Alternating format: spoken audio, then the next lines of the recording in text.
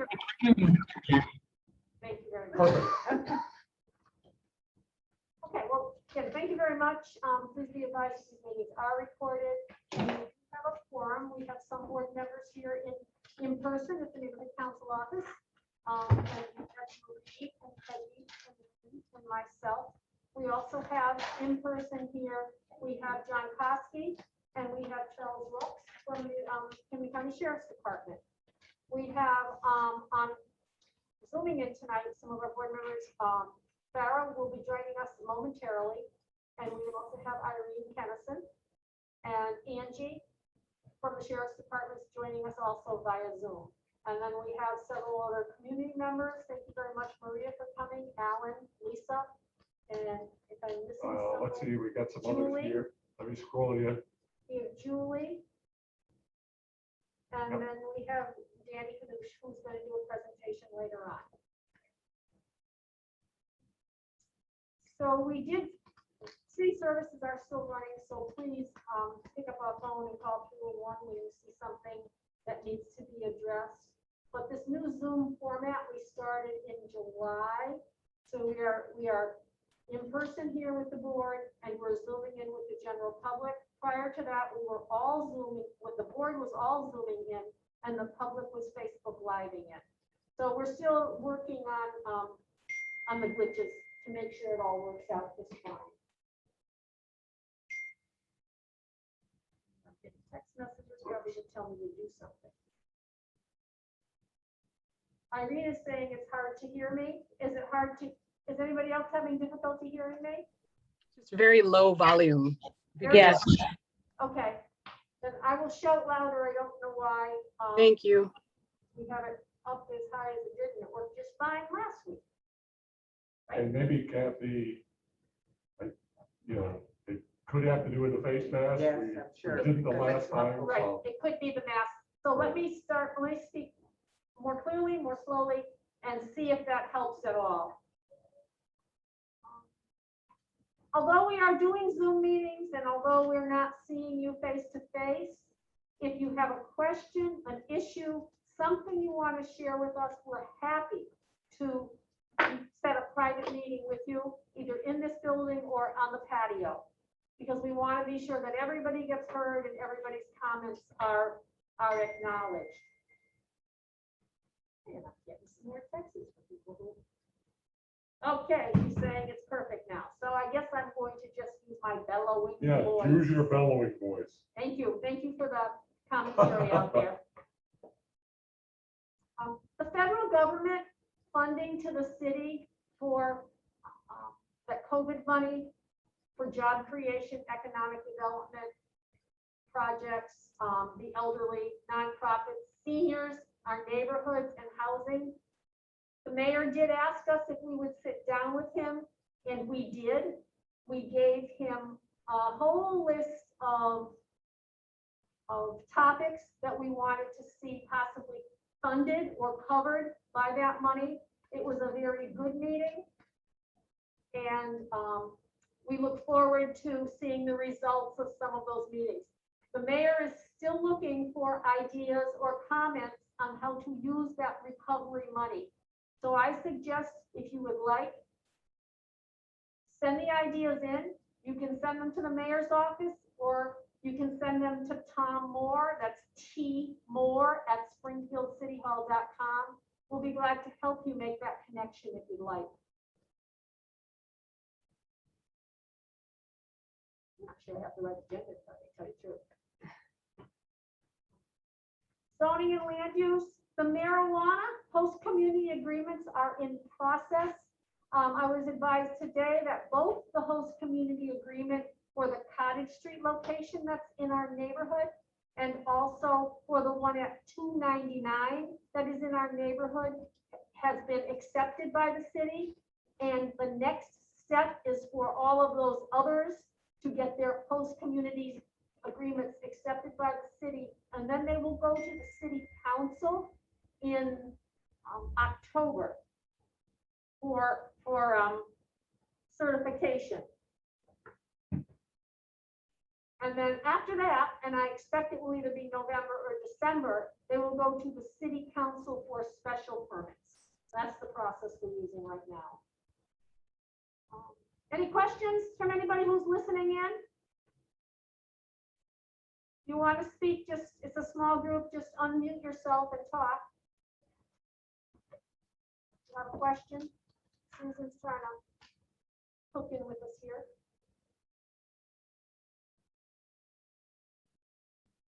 Okay.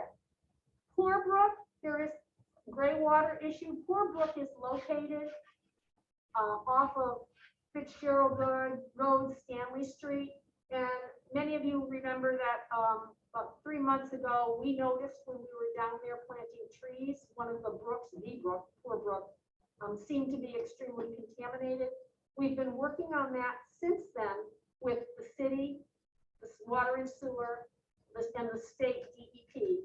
And there's a plan to attempt to systematically try to figure out what's actually doing the contamination, whether it's organic or whether it's some other kind of chemical contamination. But right now it's at sort of step one. We've been pleased with the reaction from the DEP and their willingness to step to the plate and try to help figure out what's going on, as are we pleased with the city's conservation commission and with the water and sewer commission. We will keep you advised because it's a pretty devastating look when you observe Poor Brook, which is supposed to be a clear running stream that's part of the Delta Hills watershed, and it runs right down into the Chicopee River and also into the Connecticut River. So it's important that we get this resolved, and we seem to be taking steps to get there. The Cottage Street illegal dumping, I am happy to announce as of today, and that's at the corner of Cottage Street and Robbins Road. As of today, it is cleaned up. The trash bags are all gone. I'm told that the overgrowth has all been taken care of. So thank you for everybody who continued to bring that to our attention and to the city's attention. And if you see anything like that in the neighborhood, bring it to our attention, 311 it, and we'll end up getting the neighborhood cleaner. But thank you very, very, very much. Kathy, I have a question. Question, Peggy has a question. What's that? The Cottage Street, the trash is gone. The overgrowth was still there this morning. Okay, well, I got the call about 3 o'clock today saying it was Oh, done. maybe they So went check it back out and on. see, right, check it out and see, because maybe it was a late day. Yeah, because they need to sweep up the garbage that's on the ground. The bags are gone, Okay, you know, but it was still. thank you for bringing that to our attention, and But the I'll next time take you a drive ride by by, there tomorrow. let me know, and we'll make sure that it's cleaned up. But they could have gone there at 2 and picked it up. They This could is have, this right. morning early. Right, I do understand it probably took at least $200-300 tickets for them to take action, because that's been there for about maybe 2.5 months. Oh, easily. Maybe probably. Yeah. It's been Yeah, there it's for been a quite long while. time, so I'm glad that there's been some action there. Mhm. And again, thank you for people who brought it to everyone's attention. We are planning for September, October, November, and December.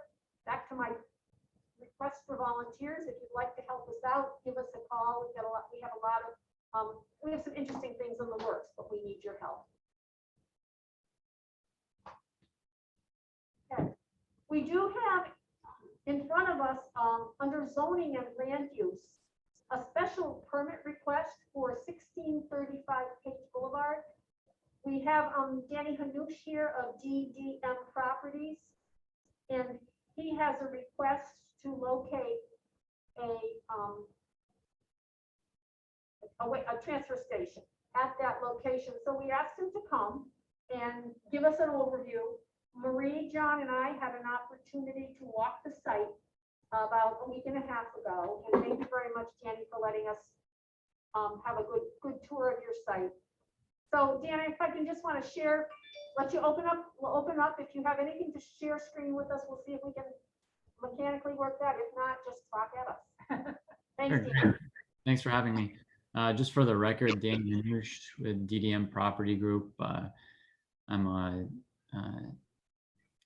own a small real estate company out of West Springfield. We buy primarily distressed industrial properties and try to bring them back to life. And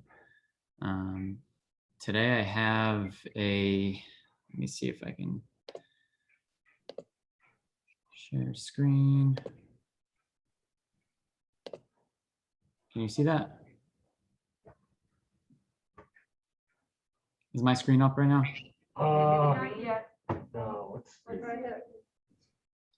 It says you are screen sharing, so. So do I have to unshare?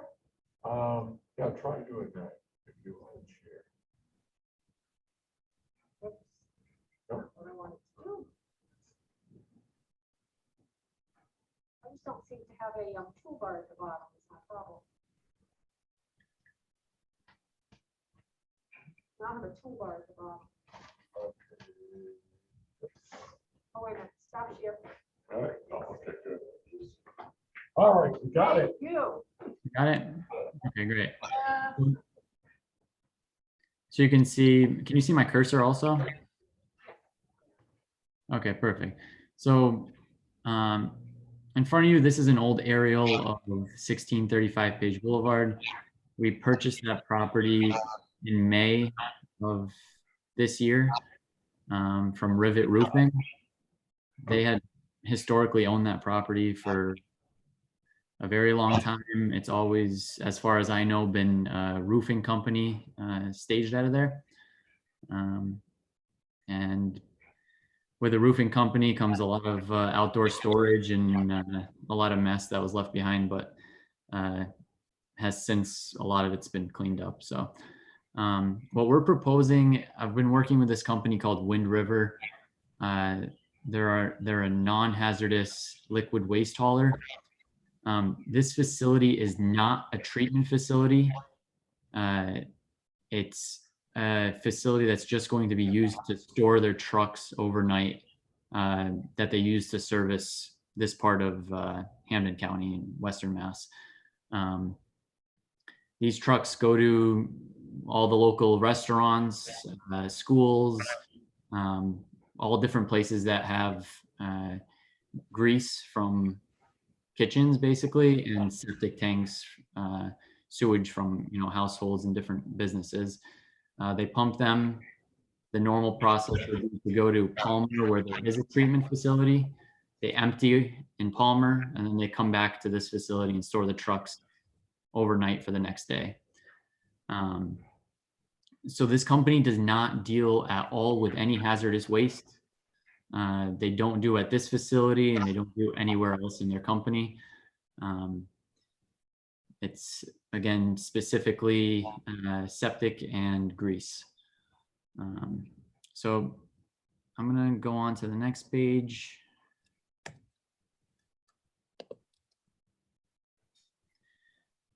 So my history with this company is we have a property on Bernie Ave in Springfield, which a few months ago we permitted for this specific use.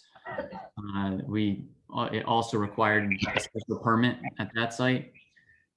We met with the New North Citizens Council. They gave it a favorable recommendation, and we did get it permitted. After we got that permitted, we closed on this site, and the tenant unfortunately went through the whole process, but they preferred this site over the other site. So this special permit would be replacing the special permit we received on Bernie Ave. So in doing that, we had to address some items that Phil Dromey had requested and the New North Citizens Council. So I have some of them here. I don't know if this PDF's been shared with the whole neighborhood council already. Kathy, I don't know if you'd like me to read through this in detail or give an overview of it. Why don't you give an overview? Why don't you give an overview, and then if you have questions. Sure. So obviously the main big concern that comes up with this use is oh, it's going to smell really bad everywhere. This, so the planner had requested an odor mitigation plan. So that's what you see in front of you. The process is very strict in which they have to work in. So these trucks are pulling into a facility. The facility is tied to a frac tank, which is basically an above ground tank that in the case of emergency, the trucks needed to empty, they empty into. The tank is connected to what's called an odor mitigation system.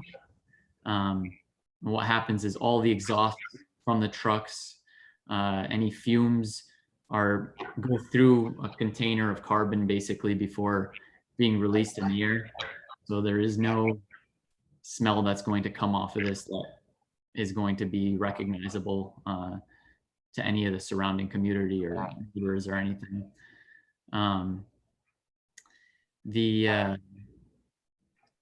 What else can I tell you?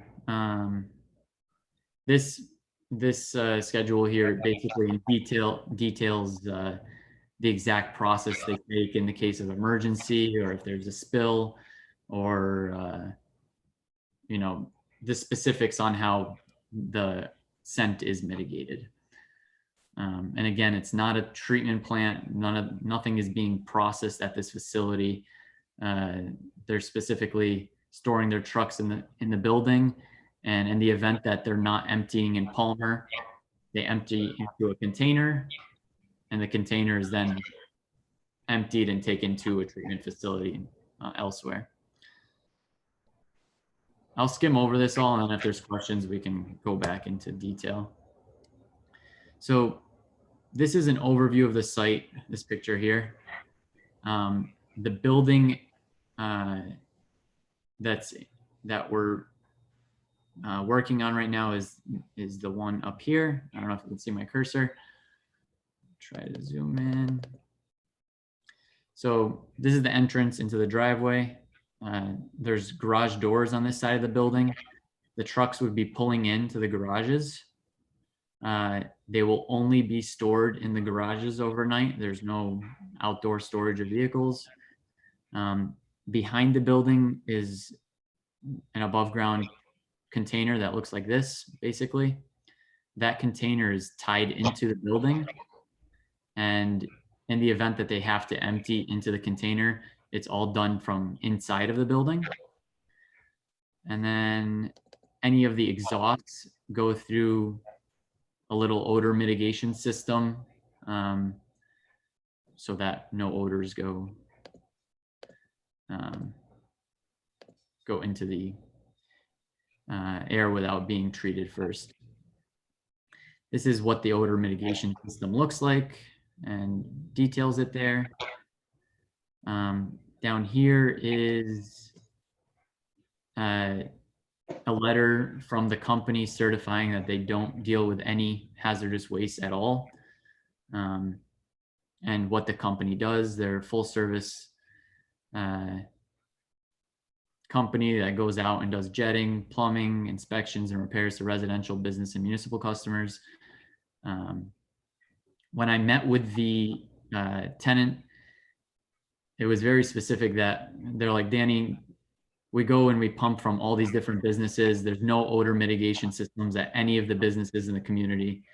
When we go to a house and pump a septic system, when we go pump a grease trap from McDonald's or Bay State or any of the neighboring, businesses that have grease traps, it smells a lot worse when they do it on people's sites than what's happening at this facility. Continue going through this.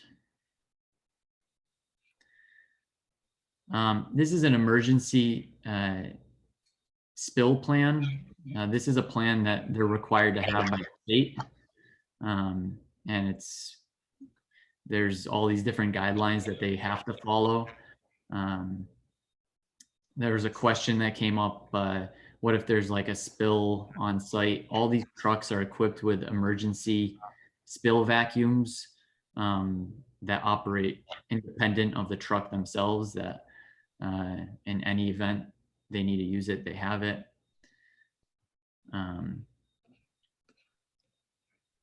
I put this in here just to kind of show you what the trucks look like that they're going to be storing in the building, and a little bit of details on the company themselves.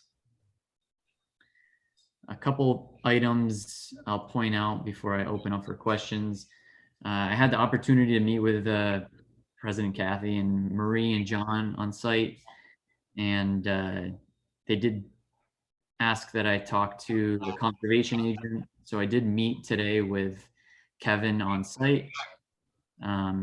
He felt that most of the projects were outside of their jurisdiction, and he didn't have any concerns with it. And I can't remember who it was. I think John said, well, what happens if the frac tank something fails or something goes wrong with it? I am amenable to doing some type of Jersey barrier or something around the frac tank to contain it in the event of emergency, as long as the frac tank company is comfortable with whatever whatever we do.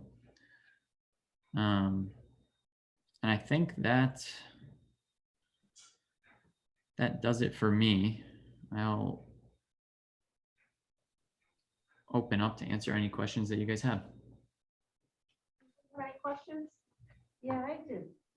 How many trucks are going to be in and out of the property a day? Or Sure. night? So currently this company does service the Springfield area, and they only operate 2 trucks. They said if they get really busy, they'll hit 3 trucks, and if they're 5 years down the road, 10 years down the road, if things are going great and some reason people are installing septic tanks or whatever, 4 trucks is more than enough to handle this whole area. So the maximum they'll have there is 4 trucks, and they leave in the morning and they come back at night. Currently, there's only 2 employees and 2 trucks that will be working out of the facility. Danny, you did say that all of the trucks would be inside the building. So there Correct. wouldn't be any parking of vehicles of trucks outside of the building. The only vehicles outside would be the driver's personal vehicles when they come to work. That's accurate. I had a question for you, you may have mentioned it, I apologize if I missed it. How often do these sort of spills happen where sort of this emergency spill sort of procedure needs to take place? Do you have any concept or idea?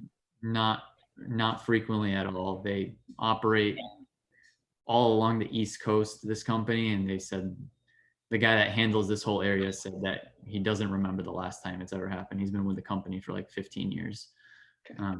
So it's Thank you. not frequent, Thank you, Irene. That was a good question. Anyone else? Hours of operation will be daytime, nighttime? Yeah, so they leave at like 7 o'clock in the morning. And like normal hours of operation, 7 to 4, 7 to 5. They said that they might operate an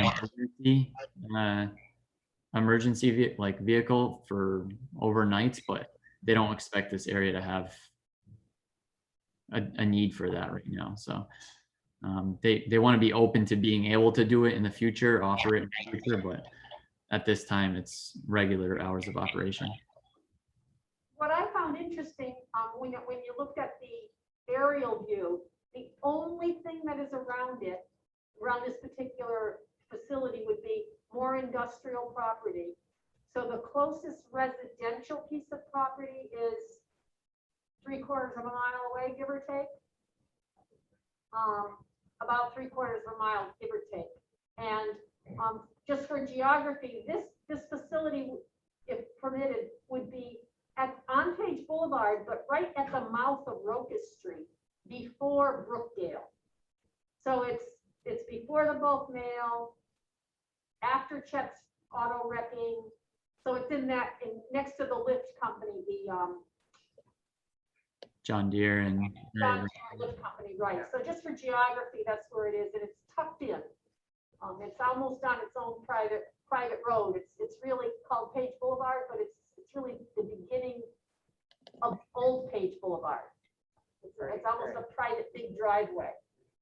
So, okay. Any other questions? Maria, anybody? Irene, Lisa, Al? If you might want to note too, that if you look at the picture there of the facility and you see the blue building that's there, the blue building is being rented out. And as I understand it, Danny, your company owns the blue building and rents that out. And you're across the parking lot in the garages. And if you see all that stuff around the buildings on the left part of the property and towards the bottom part of the picture, that is all gone now. That is all cleaned up and gone. So there's been a significant amount of cleanup on that property since this picture was. This is all gone. And this. So that's a good thing. Yeah, the tenant that occupies this building is broadband. They do like municipal underground cable work for street work in cities and power companies, utility companies. Okay, so Maria, you've raised your hand. And let's see if we can, you're not muted, Maria, so go right ahead. So my question was, Danny, you said there might be occasions where the trucks would empty there. What would those occasions be?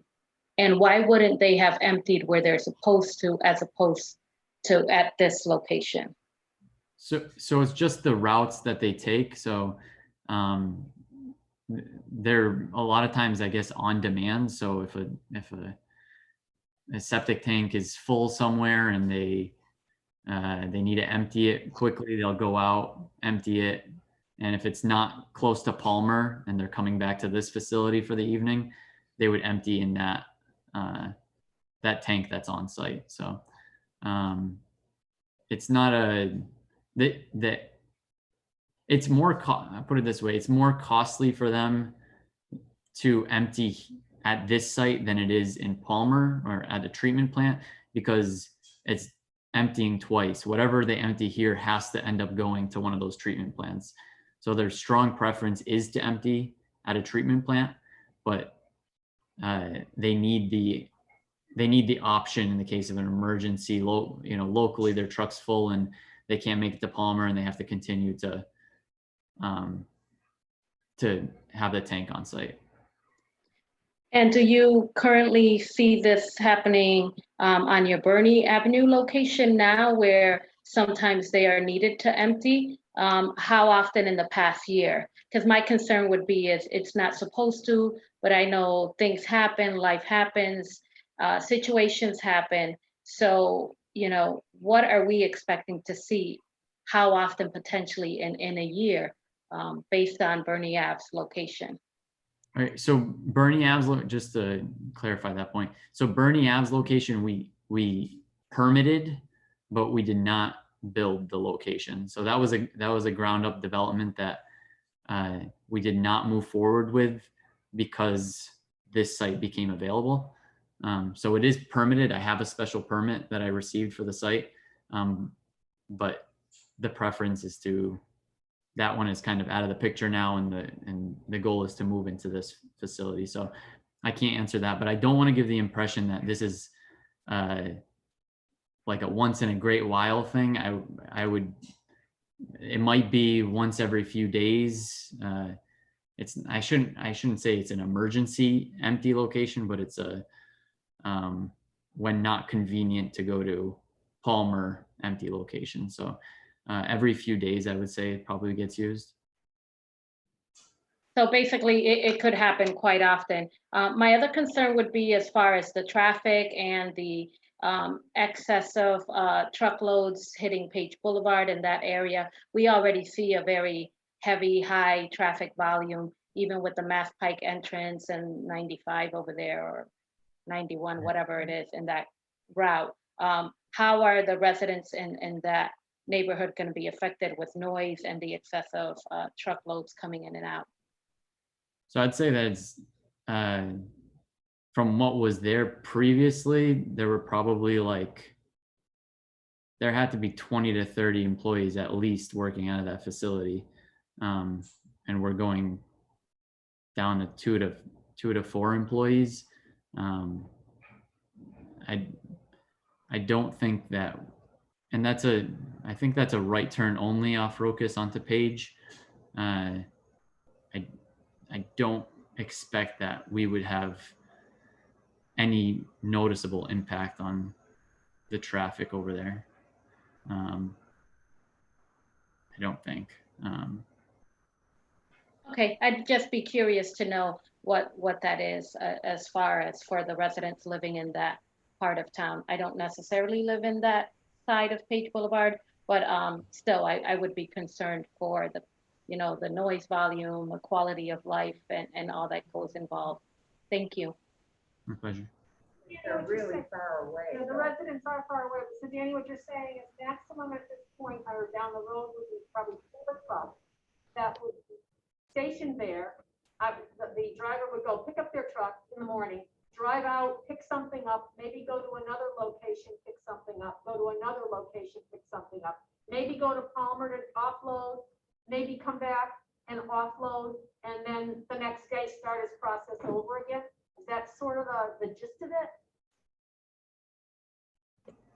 That's accurate. Question.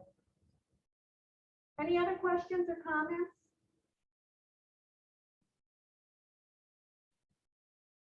No? Okay. As I understand it, this will be going to city council on the 20th. Is that correct, Danny? So I received an email from Mr. Dromi today, and it said that he forgot or didn't receive something from the clerk's office, a tax thing. So he missed the deadline. So it looks like we're getting pushed to October right now. I don't have it in my head. You need the date? I don't need the date. I'll figure it out. All right, so what we will do is we'll take another look at this, we'll talk about it. Watch it, watch it once it's posted on our website, has questions and comments. I'm not hearing you clearly. I'm sorry.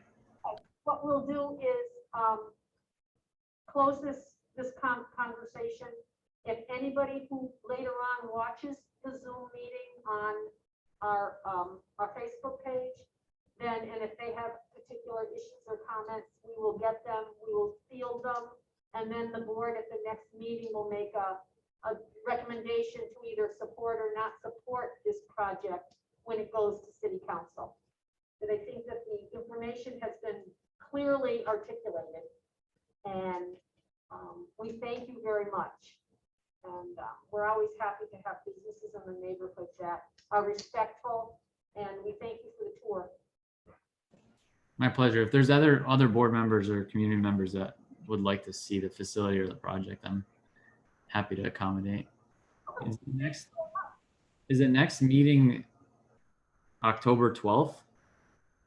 Of the city council? No, the neighborhood council. Our next meeting is the 21st. Kathy, it's almost impossible to hear you. Can you repeat that? Our next meeting is I believe the 21st of September. Okay, so in 2 weeks. All right, So I think there's plenty of time. perfect. Going to the city council on the 20th, we would have made other arrangements. I do appreciate when people can't hear me, so please always pipe in. Thanks a lot. Thank you, Irene. Anything else on this topic? I'll close this hearing. Okay, and then I'm going to attempt to share my screen again. Jenny, thank you very much.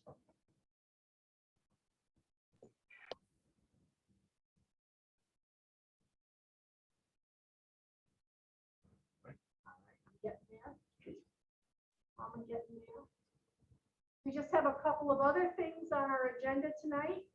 Once again, we are reminding people to sign up for Smart 911. The city website will facilitate your signing in so that you can let first responders know if you have some particular frailties at your home or information that 911 responders would need to know.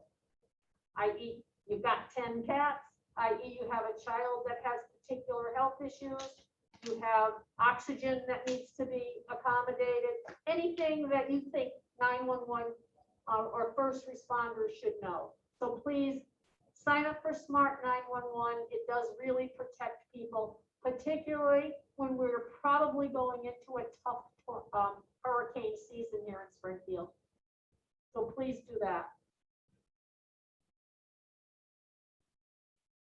Where are we going?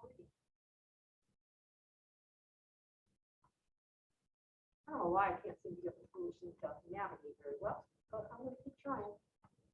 Just click on the next slide if you want. Okay, thank you.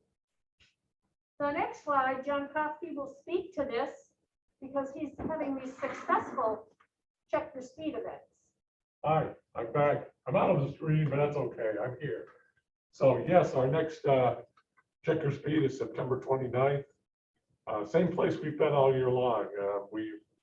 We're thinking that may be having a greater impact on Page Boulevard, that particular part of Page Boulevard, and that we've been there on a regular basis a number of times now. And also, we've been fortunate enough for the last few of our events there on Page Boulevard to have 2 police officers doing LiDAR speed checks in both directions. And they have stayed pretty busy there. So I think having a presence there on a regular basis, pretty much the same time on those days, it may be leaving an impression. We hope it is. So we're going back there on the 29th, again from 4 to 5:30. Our meetup point is on the corner of Page Boulevard and 2nd Street. Thank you very much, John. You're welcome. Any last questions before I close the meeting? Any issues that we didn't discuss that you need to have discussed? Or that you want to bring to our attention? I guess not. I guess not. We are planning to have a neighborhood cleanup. The sheriff's department's going to be involved in that. We're still waiting for a date. We're anxious to have that happen. And on that same day, we're looking for some volunteers to hand out some flyers to the businesses along Page Boulevard. So if you're interested in that, connect with us and we'll let you know the date and help you volunteer. Okay, and our next meeting will be September 21st. And please visit us online at myesnc.com. Thank you very much. Have a really safe couple of weeks, and we'll see you in 2 weeks. I will close the meeting now. If the board members who are Zooming in want to hang in there, we have a couple of housekeeping issues to work out. Okay, the meeting is now closed, and we're going to stop sharing, stop recording. Thank you very much. Thank you, everyone. Thank you.